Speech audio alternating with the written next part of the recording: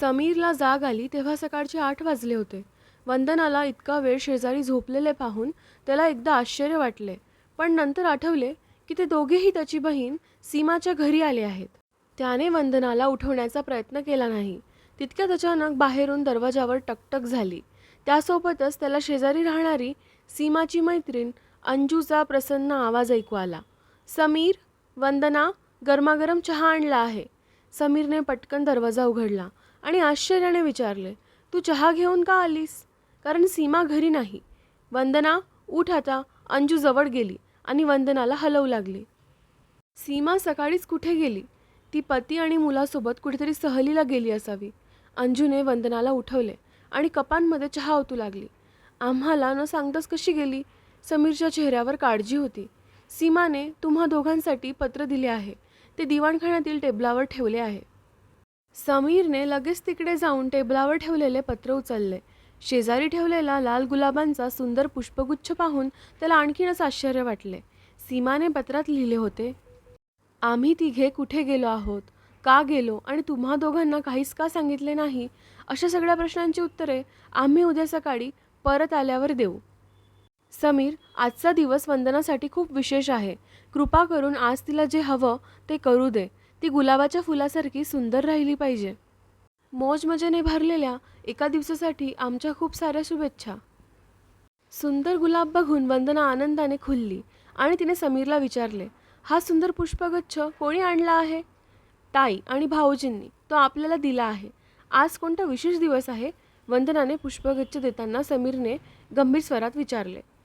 थोडा वेळ कसला तरी विचार केल्यानंतर वंदनाने नकारार्थी मान हलवत उत्तर दिले, "मला काहीच आठवत नाही. तू सांग." समीरने शांतपणे पत्र तिच्या हातात दिले आणि मग अंजूकडून कप घेऊन चहा पिऊ लागला. पत्र वाचून वंदना गूढपणे हसली आणि म्हणाली, "आजचा दिवस माझ्या आयुष्यातील एक विशेष दिवस आहे. उद्या या प्रश्नाचे उत्तर फक्त सीमाताईच देऊ शकेल. पण तिने तुला दिलेला सल्ला मला खूप आवडला." "कोणता सल्ला?" "आज तू मला जे पाहिजे ते करू दे. हा दिवस मला माझ्या पद्धतीने जगू दे. मी तुला कैद करून ठेवले आहे का?" कदाचित अंजू तिथे असल्यामुळे समीर वंदनाचे बोलणे ऐकून चिडला. वंदना पलंगावरून खाली उतरली.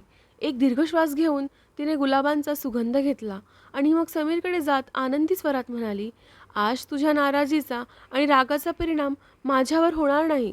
सुखाची आनंदाची सोबत आज तू सोडू नकोस आणि मीही सोडणार नाही." समीरच्या जवळ जाऊन वंदनाने पाय उंचावत त्याच्या गालाचे चुंबन घेतले आणि तो काही बोलण्याआधीच ती लाजत अंघोळीला गेली. "वंदना आज खूप रोमॅन्टिक झाली आहे," असे म्हणत अंजू खोडकरपणे मोठ्याने हसले आणि समीरलाही त्याचे हसू आवरता आले नाही. "प्रेमाच्या गप्पा मारण्यासाठी मी तुम्हा दोघांना फक्त 1 तास देते. त्यानंतर माझ्या घरी नाश्ता करायला या." अंजू जाण्यासाठी उठून उभी राहिली. "तू का त्रास करून घेतेस? नाश्ता तर." वंदना न्हाणीघराच्या दारातून डोकावत वंदनाने लगेच समीरला रोखले. "मी आज स्वयंपाकघरात जाणार नाही." "धन्यवाद अंजूताई. मी काल रात्रीही जेवले नाही. आम्ही तुझ्या घरी ठरलेल्या वेळी नाश्ता करायला येऊ. दुपारचे जेवण वरच्या मजल्यावर राहणाऱ्या रंजनाकडे आहे." "छान, खूप छान. रात्रीच्या जेवणासाठी आम्हाला कोणाकडे जावे लागेल?" वंदनाने हसत विचारले. "सीमाने संध्याकाळच्या चित्रपटाची 2 तिकिटे मला दिली आहे. चित्रपट पाहिल्यानंतर रात्रीचे जेवण बाहेरून करून या बाईसाहेब." "खूप छान, खूपच छान." खूप आनंदी दिसत असलेल्या वंदनाकडे समीरने नाराजीने पाहिले. त्यावेळी वंदनाने त्याला चिडवले आणि न्हाणीघराचा दरवाजा बंद केला. बाहेर जाण्यापूर्वी अंजूने विचारले, "आज असा कोणता विशेष दिवस आहे की वंदना इतकी आनंदी दिसत आहे?" "मला खरंच माहीत नाही अंजू." समीरने उत्तर दिले. "जर तिचा किंवा तुझा वाढदिवस असता तर तुला माहीत असते. तुमच्या लग्नाला फक्त 5 महिने झालेत. त्यामुळे तुमच्या लग्नाचा वाढदिवसही असू शकत नाही. वर्षभरापूर्वी या दिवशी तू वंदनाला प्रेमाच्या जाळ्यात ओढले होतेस का?" "आमचा प्रेमविवाह नाही अंजू. काल रात्री ती मला भेटली तेव्हा खूप शांत आणि उदास दिसत होती. रातोरात अशी काय जादू झाली की ती इतकी आनंदी दिसत आहे? मला माहीत नाही. सीमा आणि वंदना यांच्यात नक्कीच संगतमत झाले असावे असा माझा अंदाज आहे. कारण काहीही असो, वंदना रोमॅन्टिक झाल्यामुळे आज तू खूप मजा केली पाहिजेस." अंजूने मिश्किलपणे डोळे मिचकावले आणि मग हसत तिच्या घरी गेली. समीर सोफ्यावर बसून सर्व घडामोडींचा विचार करू लागला. "तुमच्या दोघांकडे एक महत्त्वाचे काम आहे. लवकर आमच्या घरी पोहोचा." वंदनाला संध्याकाळी तिच्या मेहुण्याकडून असा मेसेज मिळाल्यावर ती काल रात्री 9च्या सुमारास इथे पोहोचली. अंजू काही वेळाने त्याला भेटायला आली होती. वंदना रात्री शांत आणि उदास होती हे अंजूने बरोबर ओळखले होते. आदल्या दिवशी संध्याकाळी घरातील सर्व सदस्यांसमोर तो वंदनाला मोठ्याने ओरडला होता. त्याची आई आणि धाकटी बहीण स्वयंपाकघरात काम करत असताना वंदना टीव्ही बघत बसल्याचे पाहून तो रागवला होता. दादा वहिनी भाजी बनवून गेली होती. तिने तिच्या वाटणीचे काम केले आहे. त्याच्या बहिणीने वहिनीची बाजू घेत भावाचा राग कमी करण्याचा प्रयत्न केला. सुनेला रडवण्यात यात काय आनंद मिळतो काय माहिती. बघावे तेव्हा तिच्या मागे लागलेला असतो. स्वयंपाक आणि घरातील इतर कामांमध्ये तो इतका लक्ष का घालतो हेच समजत नाही. वंदनाला अश्रू ढाळताना पाहून आई समीरला ओरडली. समीरने मनातल्या मनात मान्य केले की त्याच्या आईचे म्हणणे चुकीचे नाही. लग्न झाल्यापासून त्याने वंदनाचा अपमान करायचा जणू विडा उचलला होता. वधूच्या रूपातील वंदनाचे सर्वांनी मनापासून कौतुक केले होते. ती घरातील सर्व काम कुशलतेने करत असे. स्वभावानेही ती खूप मनमिळाऊ होती. तिचा पगारही समीरच्या पगारापेक्षा 5,000 रुपये जास्त होता. ह्या सर्व कारणांमुळे प्रत्येक नातेवाईक आणि ओळखीचा वंदनाचे कौतुक करायचा आणि समीरला नशीबवान म्हणायचा. हे सर्व ऐकून समीर कंटाळला होता.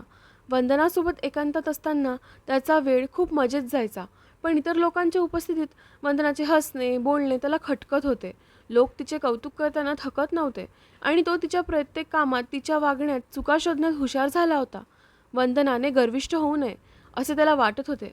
प्रत्येकाने तुझी स्तुती करावी यासाठी त्यांच्यासमोर सतत जाऊ नकोस. तुझे जास्त हसणे बोलणे शोभून दिसत नाही. त्यामुळे तुझे चारित्र्य बरे नसल्याचे तुझ्या सहकाऱ्यांना वाटेल. असा गैरसमज होण्याची त्यांना संधी का देतेस. वंदनाच्या कोणत्याही सहकार्याने दिलेल्या पार्टीतून आल्यानंतर समीर अनेकदा तिला असे खोचकपणे बोलत असे. तुझा माझ्यावर विश्वास असायला हवा. सुरुवातीला समीरचे असे बोलणे ऐकून वंदना खूप नाराज व्हायची. माझा विश्वास जिंकण्यासाठी तुझे वर्तन बदल. माझे वागणे ठीक आहे. तुझी विचारसरणी चुकीची आहे. माझ्या मर्जीप्रमाणे नाही वागलीस तर तुला पश्चाताप होईल. विनाकारण आणि कोणाच्याही समोर माझा अपमान करत राहिलास तर आपलं नातं कधीच फुलणार नाही. माझ्या डोक्यात जाण्याचा प्रयत्न करू नकोस. मी काही अशिक्षित आणि असंस्कृत स्त्री नाही जी तिचे व्यक्तिमत्व पुसून टाकेल आणि तुझ्या हातातील बाहुली बनून राहील. सुरुवातीला असे बोलून वंदना त्याच्याशी वाद घालत असे. त्यानंतर एके दिवशी वंदना असा वाद घालत असताना समीरने तिच्या 5-6 कानाखाली मारून तिची बोलती बंद केली. ही घटना सुमारे 2 महिन्यांपूर्वी घडली होती. त्या दिवसानंतर वंदनाला त्याच्याशी बोलायची हिंमत झाली नाही. बहुतेकदा ती त्याच्यासमोर गप्प आणि नाराज असायची. मी तिची समजूत काढली तर ती पुन्हा आगाऊपणा करेल असा विचार करून समीरने वैवाहिक जीवनातील तणाव कायम राहू दिला. समीरला वाटेल तेव्हा तो वंदनावर रागवायचा. ती गप्प बसून अश्रू ढाळायची. तेव्हा त्याला विलक्षण समाधान मिळायचे. काल रात्री वंदना शांत आणि उदासपणे सीमाच्या घरी गेली. त्यानंतर लगेच आज सकाळी तिला खूप प्रसन्न पाहून समीर आश्चर्यचकित झाला. बराच वेळ डोकं खाजवूनही त्याला पत्नीच्या बदलाचे कारण सापडले नाही. त्याने उगाचच खांदे उडवले आणि वर्तमानपत्र वाचायला सुरुवात केली. वंदना त्याच्या मागे उभी राहून त्याच्या डोक्याला मालिश करू लागली. तेव्हा वृत्तपत्रातील बातम्यांवरून त्याचे लक्ष विचलित झाले. वाह, खरंच खूप छान वाटतंय. समीरने मालिशचा आनंद घेण्यासाठी डोळे मिटले. मलाही अशी मालिश करायला मजा येते. वंदनाने हात झपाट्याने फिरू लागले. आज मी तुलाही मालिश करून देतो. राहू दे, आजपर्यंत कधी नाही केलीस, आता काय करणार. यावेळी निरर्थक वाद घालणं खरंच गरजेचं आहे का. रागावू नकोस. वंदनाने खाली वाकून त्याच्या कपाळाचे चुंबन केलेस आणि मग मनापासून मालिश करू लागली. मालिश झाल्यावर समीर सोफ्यावर झोपला. पण वंदनाने त्याला ओढत न्हाणीघरात नेले. तिथे तो तिला आपल्या बाहूंच्या कैदेतून सोडायच्या मनस्थितीत नव्हता. साहेब, मला पुन्हा आंघोळ करायची इच्छा नाही. वंदनाने त्याला दूर लोटले आणि हसत बाहेर आली.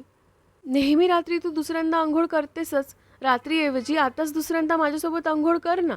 माझ्यासोबत आंघोळ करायची असेल तर रात्रीची वाट बघा साहेब. उगाच लाळात येऊन प्रेमाची ही संधी गमावू नकोस. मी चहा बनवते, तू लवकर आंघोळ कर. त्याच्या अंगावर आपल्या हाताने एक चुंबन सोडून वंदना स्वयंपाकघराकडे निघाली. तिची मादक चाल पाहून समीरच्या डोळ्यात तीव्र इच्छा उमटल्या. त्यावर नियंत्रण ठेवत त्याने हसतमुखाने दरवाजा बंद केला आणि तो आंघोळ करू लागला. काही वेळाने त्यांनी अंजूच्या घरी सांबार डोसा मनसोक्तपणे खाल्ला. वंदनाने तिचा 5 वर्षाचा मुलगा अमितसोबत खूप गप्पा मारल्या. ती त्याला जवळच्या बाजारात घेऊन गेली आणि तिने त्याच्या आवडीचे चॉकलेट घेऊन दिले. तेव्हा अमितची ती सर्वात जास्त आवडती झाली. नाश्ता करून वंदना अंजूसोबत बाहेर पडली.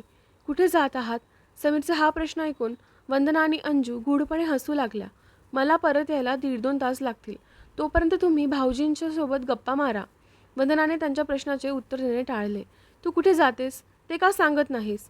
समीरला राग आला. रागावू नकोस, मी परत आल्यावर सांगेन.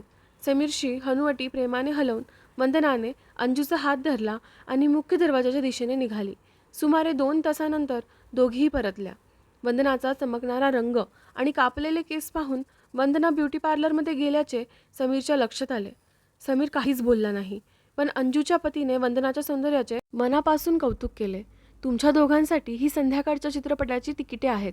अंजूने तिकिटे त्यांच्या हातात दिली. आता 12 वाजले आहेत. बरोबर 2 वाजता आपण सगळे रंजनाच्या घरी जेवायला जाऊ. तोपर्यंत तुम्हा दोघांनाही जे काही करायचे ते करा. अंजूचे असे बोलणे ऐकून वंदनापेक्षा जास्त समीर लाजला. स्वादिष्ट नाश्त्याबद्दल त्यांचे आभार मानून दोघेही सीमाच्या घरी आले. मी छान दिसत नाही का? लांबलचक आरशात रूप न्याहाळत वंदनाने समीरला विचारले. प्रिये, तू एखाद्या अभिनेत्रीसारखीच दिसतेस. समीर तिच्या मागे उभा राहिला आणि त्याने वंदनाला मिठीत घेतलं. मग तू मला पाहतास माझी स्तुती का केली नाहीस? अंजूचा पती भरभरून तुझी स्तुती करत होता ना. तू तर नाही केलीस ना. स्तुती करण्याची माझी पद्धत वेगळी आहे. कोणती पद्धत आहे साहेब?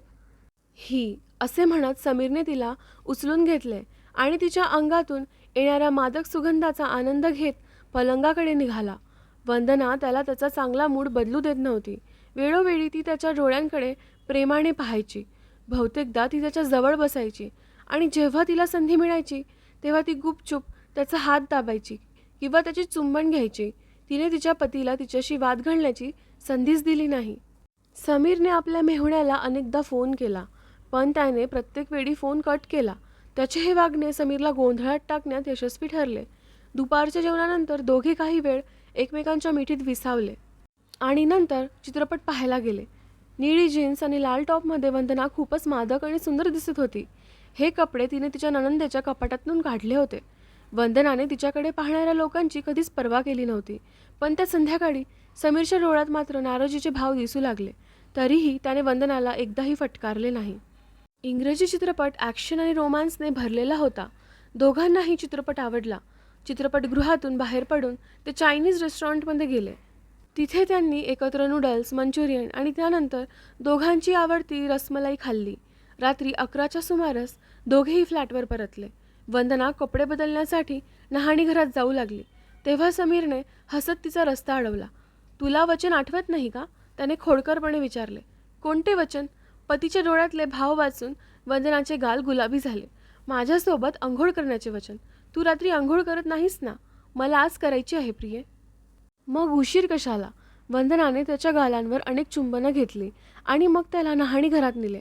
लहान मुलांसारखा खोडसाळपणा करत दोघांनी एकत्र अंघोळ केली. हसून हसून त्यांचे बोट दुखायला लागले होते. त्यानंतर समीरचे आवडते अत्तर लावून वंदना पलंगावर त्याच्या शेजारी जाऊन झोपली. तिचे उत्कटतेने चुंबन घेतल्यानंतर समीर तिच्या कानात भावनिक होऊन बोलला. आजपासून तू माझ्यासाठी जगातील सर्वात सुंदर स्त्री आहेस. मी तुझ्यावर खूप प्रेम करतो. आभारी आहे माझ्या लाडक्या. डोळ्यात अचानक आलेले अश्रू समीरपासून लपवण्यासाठी तिने एखाद्या वेलीप्रमाणे समीरला मिठी मारली. दुसऱ्या दिवशी रविवारी सकाळी 8 वाजता समीर मोबाईल वाजल्यामुळे गाढ झोपेतून जागा झाला. त्याची बहीण सीमाने फोन केला होता. मी झोपेतून उठवले का तुला? सीमाने विचारले. तू आहेस कुठे? काल न सांगता वंदना काय करते? सीमाने त्याला थांबवत विचारले. झोपलीये.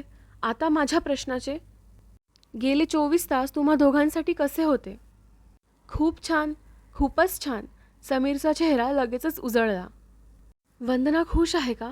खूप जास्त. मला तुला काही महत्त्वाचं सांगायचं आहे समीर. बोल ताई. परवा रात्री तू वंदनावर ओढून तिला रडवले होतेस ना? ताई, तिला जरा काही बोलले तरी ती रडू लागते. तुझ्या त्या जराशा बोलण्यामुळेच वंदनाने तुला सोडून कायमचे माहेरी जाण्याचा ठाम निर्णय घेतला होता, सीमाने सांगितले. मला हे खरं वाटत नाही, समीरने चिडून उत्तर दिले. तुला हे खरं का वाटत नाही? सीमाने रागाने विचारले. दिवस रात्र ओरडा खाणे आणि स्वतःचा अपमान सहन करणे हे कोणत्या स्वाभिमानी स्त्रीला आवडेल? ती लोकांशी हसतमुखाने बोलली तर तुला ती चरित्रहीन वाटते. हे सगळं काही खरं नाही.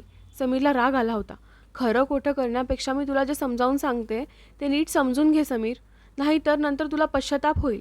काल संध्याकाळी फोनवर माझ्याशी बोलत असताना वंदना रडायला लागली, म्हणून आम्ही तुम्हा दोघांना इथे बोलावलं.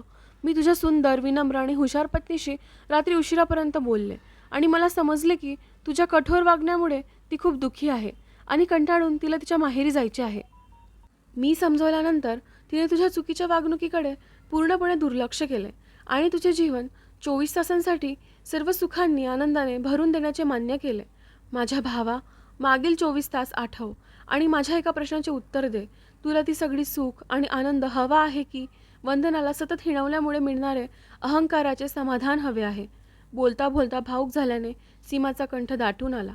काही क्षणांच्या शांततेनंतर समीरने उत्तर दिले, ताई, कालचा दिवस, मागचे 24 तास आम्हा दोघांसाठी अविस्मरणीय आहेत. मला माझी चूक समजली आहे. ह्या क्षणापासून मी स्वतःला बदलणार आहे. मला जे सांगायचे होते ते तुला समजले, यातच सर्व काही आले. हो, चांगलेच समजले. फक्त तू आणि भाऊजी माझ्यासाठी आणखी एक काम करा. बोल, काय करू? तुम्ही जसे वंदनाला 24 तास दिलेत तसे मला 12 तास द्या. मी माझ्यातील बदल दाखवून वंदनासोबतच्या माझ्या प्रेमाच्या नात्याची मुळे आणखी मजबूत करेन. ठीक आहे, आम्ही रात्री परत येऊ. नवीन सुरुवातीसाठी आमच्याकडून तुला शुभेच्छा. सीमाने फोन ठेवताच धावत जाऊन वंदनाला मिठी मारण्यासाठी समीर आतुर झाला.